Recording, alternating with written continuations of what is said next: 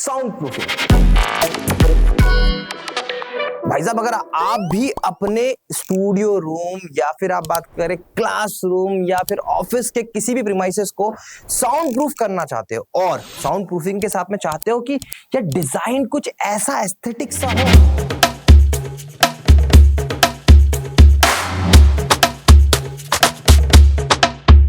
हाँ ये देखो आप डिजाइन, जहां जहां पर मैं जा रहा हूं, जिस जिस कोने पर मैं जा रहा हूं वहां पर सारी की सारी पूरी की पूरी साउंड प्रूफिंग करी हुई है। और द बेस्ट पार्ट, यहां पर भी आप देखोगे हर एक जगह पर एक प्रॉपर 3D डिजाइन के साथ में हमने पूरी की पूरी कोशिश करी है कि डिजाइन कुछ आउटपुट ऐसा हो। इसे हटाना पड़ेगा कि साउंड प्रूफिंग बोरिंग ना लगे, साउंड प्रूफिंग खूबसूरत दिखे।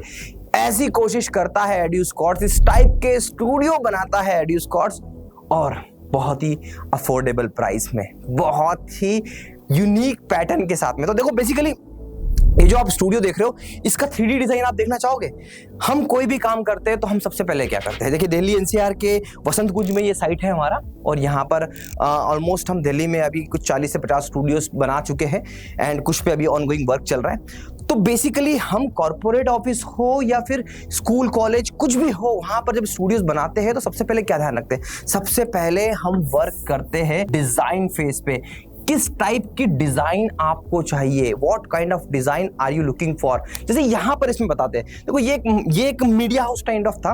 बेसिकली यहां पर आप देखोगे ना, ये एरोप्लेन रखा है सिर्फ शोपीस के तौर पे नहीं, ये एरोप्लेन इनकी कंपनी से रिलेट करता है। पूरे भारत में ये कंपनी प्रोवाइड करती है rental air services.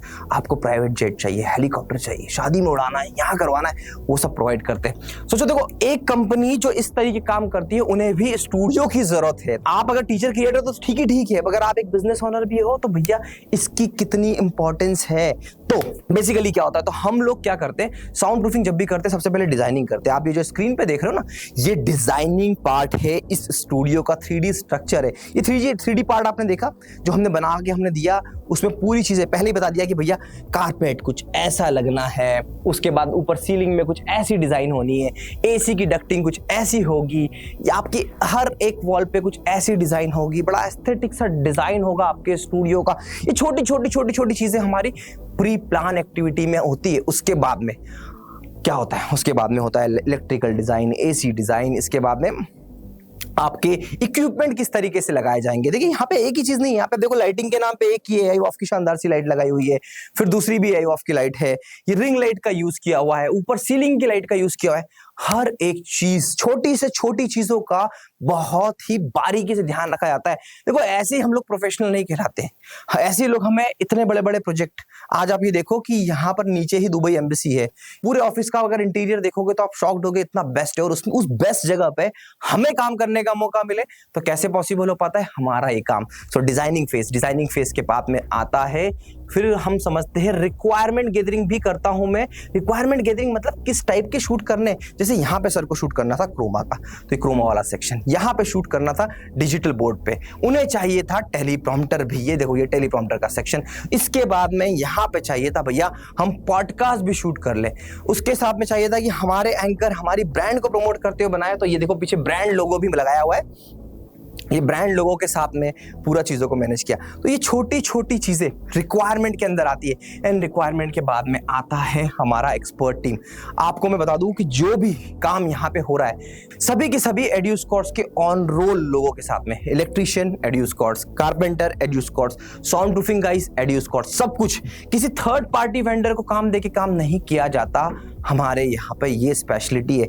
Being an founder of एड्यूस्कॉर्ट्स, इतने टाइम से काम करने के बाद में समझ में आया किसी थर्ड पर्सन पर डिपेंडेंट होकर मैं कुछ इस तरीके का आउटपुट नहीं दे सकता।